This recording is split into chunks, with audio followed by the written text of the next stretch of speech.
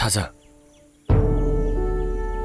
nang Manipur da lakpa kiyam kuirage kana kana laino. Imane pabung ne aine akhoi hum laine.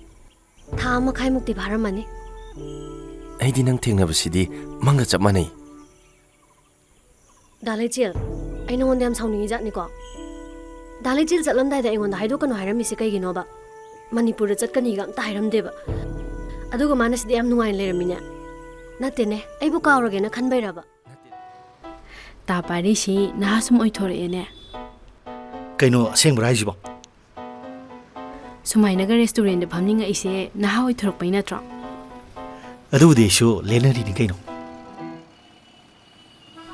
Ai dona chahi lir ba mi sing tu da noise wakhalan da gno noise matam yari na awareness piri ni. Sioridi moise wakhal chok thok chere dana. Film asida haidi heroine gi thodang loiba chawna film asibu phajali ba bijuni ngom wari ga tan bizu film sida ne haidi saruk ya ba phangbase kai phawi ba Saruk ya phangbase aidi amarom dam lai ba khabane haidi SA artist ama oina khoidi sumaina haidi assignment ama keno malak pase kwa akhoi da yam lai ba khabane haijani ni aduga main oina film sida ise kasar hairi ba nusira ba lamdam khogi maitai ichil naw myam lai ba lamdam hai tare Adumaina laiba irei cha mayam amagi kaino ama aina character ama sajaiba film sida aduna film sigi saruk yaw phangbase yam harawe yam nuai akhoi gi kanglai paki ai soi jaina ta khab isinau singa unaraga film nama phangbase akhoi gi kanglai paki su chawthok chani ai ado sumaina ma palam da chatlaga film nama phangbase haidi awa nuai khara pawdam bi awa nuai haise khoina chatpa timing di haidi kasar jiri se dum kadum sa ba mafum oi banina ko shooting tauba kanda aidi khara so isai su kram sagal leba aduna sa dugi awaba di khara khange hai tare khara di wai asaba du tangi awaba natana shooting ni oina di director oiriba khoi gi dada KP Das ko aduga khoi gi producer da Premchan moi do pulap cooperation pinaraga haidi understanding amagi makha da nambani na shooting se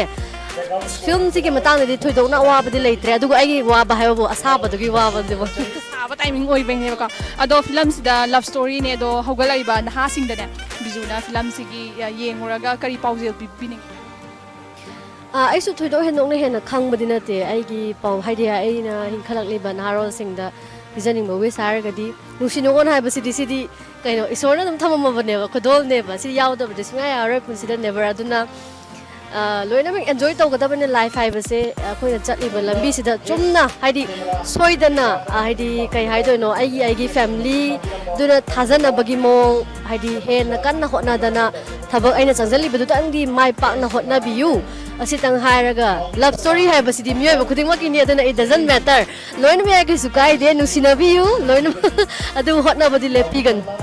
lamase yeng dore ko mayam sa do film sida bizuna haidi isai mati am tang sapiro bizuna ya keno taw gi bagi isai do ai je sigi isai sigi oina di ai se keno taw reba isai sakpase sengna so haitre ai je isai di oina sakjara roige habadi ai koireba ko sinam gi base koina mamang ge lockdown mamang na nam gi ba isai so oibani na ai se isai do pha dre ba ta sengna ona isai de sakjara roige Thaja, aidi ibani nungsinabase kuina chatau mandrebo. Kaidobai chatloidoino haisa? As nangi thamoidunadi aibu nungsibu kaubunina aibu dum thajaba thambai wani. Akhoi mana moma nomugi sonjilakpane.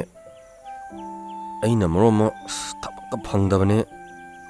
Ai sum thajaraktrebo. Imadu supa phagalaktribo. Phagalakpadi larana nomugi sum henjalaini. Koidau mandreda. As hai de adum phajaraksani doctor di yengi banatro mi khwaidongna mapanda puraga lengba ngamdrasu aina ngamba changdadi kanna honari imada thuna phaba oirasanu haigumnana talachil gi thabak simtang haidora di phadawne adu oiradi yumgi mating su oidoba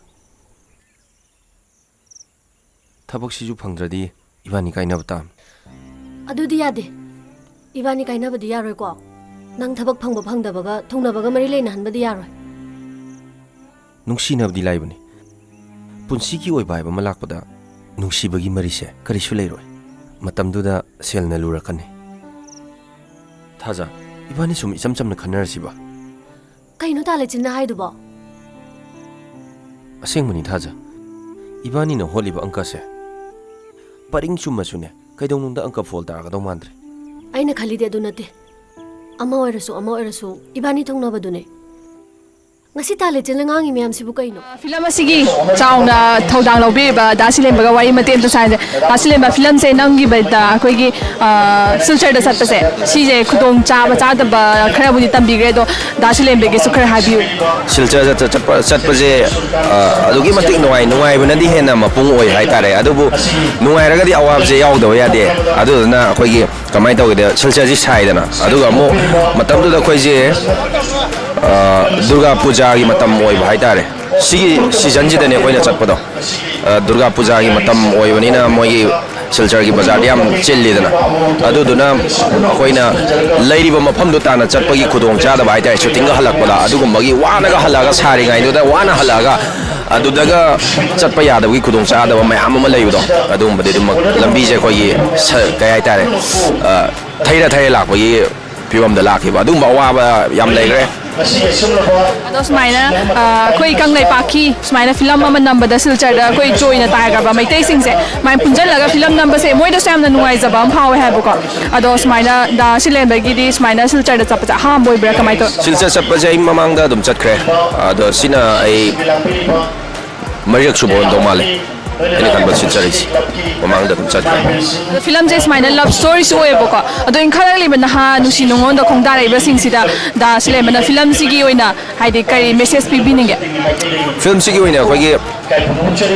message se kai hai tai nu si nongoni do boda bu ko gi leita la da hai tare ani ma thak ta ubi ganu hai ba yamna fajaba message am khak pi ba hai tare mana tungda kari myoi ba hai bi khuba khunam ni tungda kari oir ka dono hai ba do khangba ngam de na nungai ringai matam da akoina mi ma bo handaba thak ta uroi da bne hai ba adu ma yang fajaba message am khak tang di yauri hai ta Hojik thak manabagi nusinaba thak manadagadi nusinaba yate haibagi ama laibse haidi film sidadi sak haidi adu tak tabagi film oin tawbra am tang hai bro film sidane ko aigi thak manaba mase nusinagadani thak manadagadi nusinaba yate haibse film sida haidi smaina haibse message pi boina khanbra kamai khanbage adu juni hai tare adu message adu juni ko gi imung manung gi oi bai tare imung manung na thak manadabagi adu dagi tholakpa mayam ama wari lakpani masije aduga isam samna aiga ima magi punsigi yamna nungsiba area jo dum yawi ado ayam the main oina sije aina haijaba hojiki awang bathakna animba thakta leiba mibu handana yenganu haiba adugma yamna fajaba message piba adugma film khak ngai jani ba film se yengbudi yengdore dubu film se dialogue mateng tan ningjing ba yawagdi tobiu ba dialogue si ai ningsing ke ko ai di kui gi do kitang kui gare ya si je koi covid na namaga lai bagi nam gi budi kui ra ba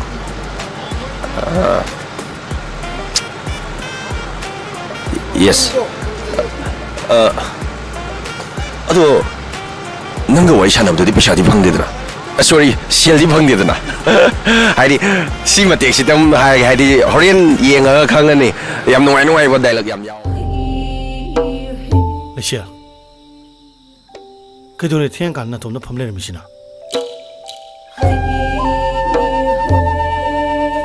Ima do ngasi di ningsinge aina macha moina ima gi dam kaisu taw ngam kitre ai gi dam to wajarak laba chauna bo yok pi rakhiba ima gi dam lai de kari ma phapak kat ngam kitre Era adugi wadu lu na khainga dam na tes akhoi myam lishti nangi ma do ai gi su imani akhoi myam changdana ima gi do kala loi re dana sidagi di ima gi do myam kala dam se yam hen khanjang nu se ima do nong matasu nong na let kitre macha gi maran chagani haiduna wana ngai jari ki ima do aina kari ma bo pije bang ngomtre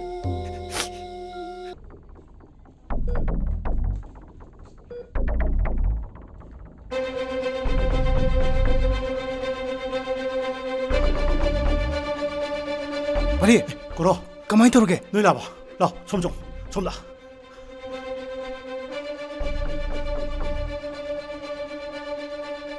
doctor ꯑꯁꯣꯛꯄꯁꯤ ꯀꯔꯤ ꯐꯤꯕꯝꯗ ꯂꯩꯔꯒꯦ ꯂꯩꯆꯤꯟꯒꯤꯁꯦ ꯈꯔ ꯊꯤꯅ ꯁꯣꯛꯑꯦ ꯈꯔꯗꯤ ꯂꯨꯔꯦ ꯍꯥꯏꯁꯤꯕꯨ doctor ꯐꯒꯠꯂꯛꯄꯒꯤ ꯐꯤꯕꯝ ꯁꯨꯡꯂꯩ ꯂꯩꯇ꯭ꯔꯕ꯭ꯔꯥ ꯂꯥꯏꯕꯛ ꯌꯦꯡꯕ ꯍꯥꯏꯗꯨꯅꯤ ꯗꯣꯛꯇꯔ ꯑꯅꯥꯕꯁꯤ ꯐꯅꯕ ꯂꯥꯌꯦꯡꯕꯤꯌꯨ ꯑꯆꯪꯕ ꯁꯦꯜ ꯈꯨꯗꯤꯡꯃꯛ ꯑꯩꯈꯣꯏ ꯂꯣꯏꯅ ꯊꯧꯔꯥꯡ ꯇꯧꯖꯒꯦ